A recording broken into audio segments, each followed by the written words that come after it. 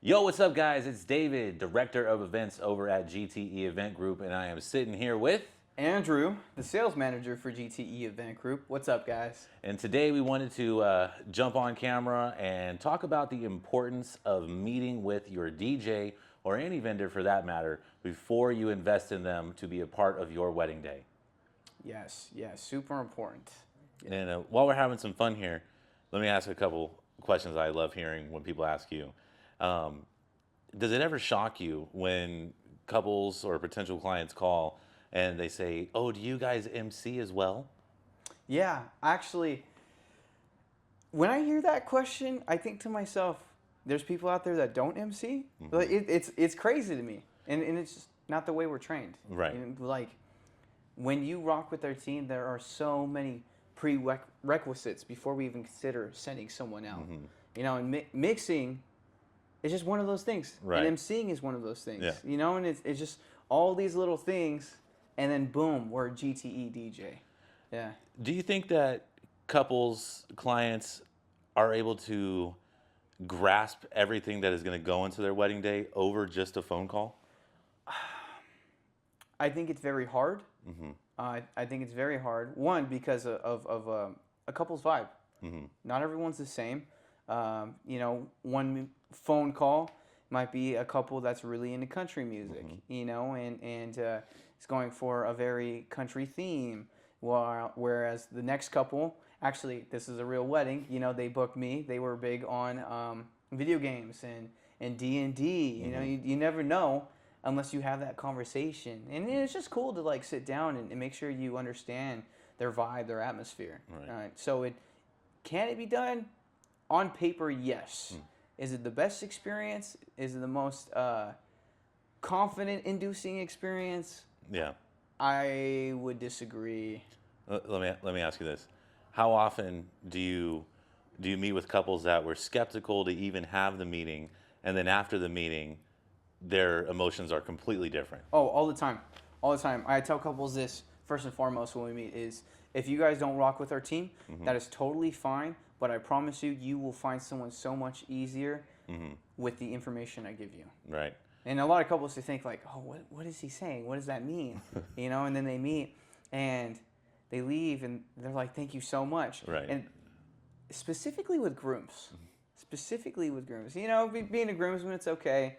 You know, what do you want? You know, how much is it? Let's make it happen. Right. You know, whereas when they meet with us, their family's involved with the wedding. You know, it's half hers, usually half hers, half Right. his. And after we go over everything, it goes from that mindset to actually being excited. Right. And like, I'm pumped. I can't wait for the dance floor party portion. You know, so it's pretty cool.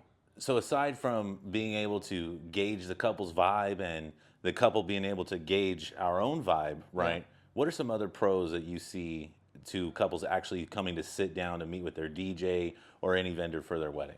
Yeah, well, one, you get to see all the perks, you know, especially with weddings. Right. You know, there's some behind the scenes things. You know, can this company edit tracks for you? Sometimes we get that request. All the time. Yeah. Custom mixes, father-daughter dances, first dance mashups. Yeah. You know, in-house planning. You're the director of events. You know, do we kind of, I don't want to say walk them through just planning in general. You know, thank you to our actual wedding planners out there. But, Yep. you know, if we need to, we can hold their hand in creating a timeline and in a flow, start to finish, of what the actual wedding ceremony to end of reception is going to look like. Right. And then if you're not familiar with DJ mixing, we actually take you in the studio, you know, show you how we get down. Sometimes that helps too. Even if you do know what it is, you know, and you might want to see it and you're like, okay, they actually know what's going on. Right. It helps as well. Or they take it a step further, like my groom last weekend that DJ'd at his own wedding. Oh yeah, you taught him a set, right? Came in for 3 different 2-hour lessons, Yeah. figured out his set list, and brought that actual vision to life. I don't think that would have been possible over the phone. No, definitely not. Right. Yeah, and it's just little stuff like that. It's if you're not wanting anything amazing out of your entertainment, that's when a phone is okay, in my opinion. Right. But if you're expecting amazing, you know, as close as perfection gets you, or Right. as close as you can get to perfection, that's when meeting is helpful. And it's not just for us. I mean, that goes for any vendor, like you said. Right. You know? Yeah. So. You know, since you brought it up, I am not a wedding coordinator or a wedding planner. I'm really, really close. The service that we offer with our event planning is to make sure that there is an idea. No, we are not going to help you set up centerpieces and put the tablecloths on the chairs or on the tables, right? But we're going to make sure that everything that our DJs, that our staff are in control of or are going to be present for, that there is going to be a plan that will be executed on the day of, similar to a wedding coordinator or a wedding planner, but again, only for the party aspects, we can guarantee what's going to happen during that time. Do you feel like meeting helps? Like, let's just say they meet with us and they move forward. Do you think it also helps them kind of prepare for success as far as the overall flow and outcome of their event? Oh, absolutely. When I'm in planning meetings with couples, it comes up many, many times where couples say, it's so nice getting to come in and speak with you, right? Rather, we have our online planning portal where clients can just input all their ideas, their song requests, and we can work with just that. Yeah. But the online portal with their details and then sitting down, actually going through things line by line and having that face-to-face time, they always leave much more reassured in what's going to happen on their wedding day. And especially if they don't have a coordinator or a planner, it's paramount. It has to happen, right? Yeah. Otherwise, the experience on the wedding day is more of a guess. Yeah. And that is not how we like to operate our day. We don't want to be doing any guesswork on your wedding day. We want to know what's happening, when it's happening, who needs to be where. So that is why the planning especially should be done in person to put all those ideas together. But again, it's almost like speed dating, right? Yeah. Where if you don't vibe with someone, you're gonna want to get away from that person immediately and get on to the next person at the speed dating. Yeah. One of the positives that we have at GTE is, okay, well, if you didn't like this DJ, which rarely ever happens, Yeah. I don't think there's been many more than a handful of times where a client said, oh, I don't really like this DJ's vibe. And maybe it was because they didn't specialize in the music that they liked, although that the DJ, like Dion, for example, Yeah. he's not Mexican, he doesn't speak Spanish, Yeah. but he's a hell of a Spanish DJ, Yeah. right? And then when people can see him in action, actually in the studio for a meet and greet, Yeah. Yeah. boom, it's done. Yeah. Something I like to tell couples is, we're serious about your wedding. We're getting married with you. We're going to be there every step of the way until we're waving goodbye to you at the end of the night. And I don't see how we could have the connection we have with clients without getting them in the office, without providing them a space to come and let loose. We got beers and White Claws in the fridge at the office as well. We really want to bring the tone down, make it enjoyable, and get people trained to start having their brain relearn how they should feel about their wedding day. They should not be stressed out. They should be anxious for the party, not anxious about getting in contact with people, meeting with people, or not meeting them until the wedding day. I know that has been a trend for some vendors, Yeah. not just DJs, right? Many vendors, they secure your money, they secure the funds, right? And then you don't see them until the wedding day. I feel like it also just goes to show people actually in person how there's different calibers of DJs, right? Like we do get the question like, do you MC too? Yeah. But how many couples don't know that, oh, wait, maybe I do need an MC. Right. Or even though I have a mariachi, like I'm going to need someone to help line up the wedding party and get ready to introduce them, or the mariachi takes a break. They don't think about those things, and that's Yeah. cool. Like I said, going back to the car buying Experience, example, your first time, you don't really know like how to shop, what to look for. DJ, I feel like, is the same exact thing. And a lot of other wedding vendors too. Yep. In their own field of expertise, if you will. And what's the question? How much does it cost? Yeah. And there's many more questions aside from how much does a service cost that should be asked. Yeah. For example, do you have a staff behind you? Do you have insurance? Do you have planning tools? Do you do a walkthrough? Are you available during the weekday? Are you only these things that any vendor can try to implement to make sure that their client's experience is at the the utmost satisfaction, right? No wedding vendor, no one in business wants to go out, provide a service, and then the client is unhappy with it, right?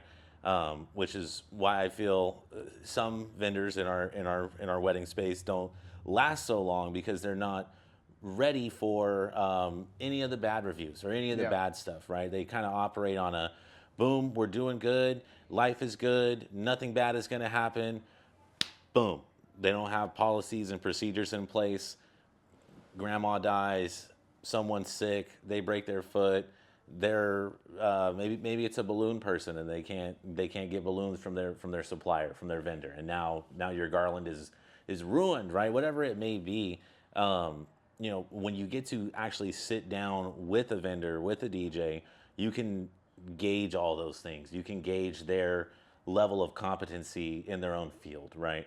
And moving on from that, Drew, once you hit them with the questions that people should be asking their DJs or their vendors. Right. So hopefully it's in person. I'm gonna start with the in-person ones. Actually, why am I saying in person? Just in general. Yeah, in general. In general. Okay. Basic ones. Are you licensed and insured? Venues want to be protected. Not just for themselves, their staff, but the property in general. Mm-hmm. So are they licensed and insured? Big one. God forbid. This is maybe we've done what, like 3,500 weddings? And counting. Yeah. But what happens if the DJ gets sick, or accident, something unforeseeable with the actual staff? Luckily, it's only happened maybe a handful of times with us, but are you taken care of? Do you know that everyone's trained the exact same way? So if this worst case scenario did happen, you're okay. I'm trying to think of what else I would want to know. There's so many things. Do you DJ and MC? I mean, that's a good question that everyone should ask. I feel like one that's a little underrated. I know couples sometimes don't feel it's important, but do your DJs mix music? There's playing a song, letting it die all the way out, putting the other song on. Okay, what song is this? Do I want to grab a drink? Nah, let's go outside instead, or let's go take off. That mixing, that constant blending of the music throughout the night, keeping that energy high. A lot of people don't know to look for that. I think we covered all the big ones.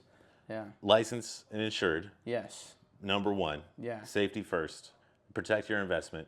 A speaker falling on someone at an event from your DJ can leave that day that's supposed to be your anniversary day as a reminder for when Uncle Jimmy got his toes broken, and then you got into a lawsuit with the venue because Uncle Jimmy ended up suing the venue, but Uncle Jimmy didn't know he's actually suing you, the bride or the groom, because you take responsibility for any damages that happen on that wedding day. Speaking of speakers, actually another question that popped up is, will your sound accommodate X amount of people? Oh, thank you. That is another great one. I'll expand on and let you jump in. Earlier today, Andrew gets a call, a client looking to book a Sweet 16 for her daughter, and her guest count is right at the 250 to 300 mark. Now, our systems are designed for about 2 to 250 guests. Teetering on that 300 number, we would definitely recommend some additional sound, possibly some subwoofers, maybe an additional powered speaker, maybe three speakers in total, 4 speakers in total, whatever it may be. You need to know what vendors can offer you, and if they can't offer you additional sound for your large wedding count or guest count, you might want to look elsewhere, maybe even just to rent additional sound, or to find a DJ or entertainment company that can provide those items for you, whether it be extra microphones, extra speakers, special effects, lighting, the list goes on and on. But you really want to be able to dive into what each company can offer you, whether it be a DJ or any vendor. Make sure you're doing your research, seeing what they can actually provide for you on that wedding day. One more example even. It doesn't even have to be adding on more sound. It could be something as simple as a layout. Right. I can't tell you there's a venue in Madera that loves us. I think we're the only DJ company on their list, actually. But there's other DJs that have been. They out allow there. other DJs to go there. Yeah. But this particular venue, super beautiful. But if someone maybe doesn't care to set up right, or be a little more strategic, it could leave people, wondering what announcement was just made, or why does the music sound so far away? It could be something as small as a layout. So sometimes that's important too. Just talking about the actual layout of the wedding, or the science behind why you're setting up things in a certain area. Another example is maybe you have the bar on the complete opposite end of the venue. Right. And if that's the case, I mean, I'm sure you've seen it before. Ugh. Ugh. Yeah. You got 20 people wanting to take a shot, and boom, there goes the dance floor. Yep. Yeah, unless the bar's right next to it, problem solved. Absolutely. All those little details. There's so much. I think to recap, we said what? Sound. We said insurance. Insurance. Licensed and insured. Yes. Number one. Being able to gauge what services they can provide. That would be number two. Yeah. Right.